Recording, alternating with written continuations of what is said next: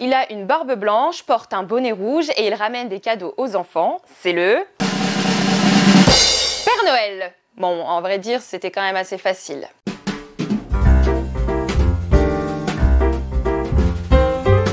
Pour connaître l'origine du Père Noël, il faut revenir au IIIe siècle. À l'époque, il s'appelait Nicolas de Myre et il était un évêque. On lui attribue plusieurs miracles, dont une légende très célèbre qui dit qu'il aurait ressuscité 3 enfants découpés par un boucher et jetés dans le saloir. C'est comme ça qu'est née la légende de Saint-Nicolas. La légende s'est ensuite répandue en Europe, y compris dans le nord et le nord-est de la France, où il est d'ailleurs connu comme étant le patron de la Lorraine. Là-bas, dans la nuit du 5 au 6 décembre, Saint-Nicolas vient distribuer des cadeaux et des friandises aux enfants sages. Quant aux autres, eh bien, ils reçoivent des coups de son compagnon le Père Fouettard.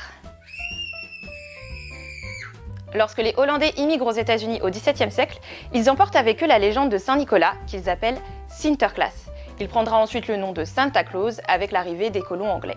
Mais c'est un poème de Clément Clarke Moore qui va transformer Saint-Nicolas en le Père Noël que l'on connaît aujourd'hui. Celui qui voyage en traîneau mené par des rennes et qui descend par la cheminée pour apporter les cadeaux aux enfants. Car c'est en s'inspirant de ce poème que des illustrateurs américains vont lui donner cette apparence. Ce personnage devenu populaire est ensuite repris par une célèbre marque de boissons gazeuses américaine.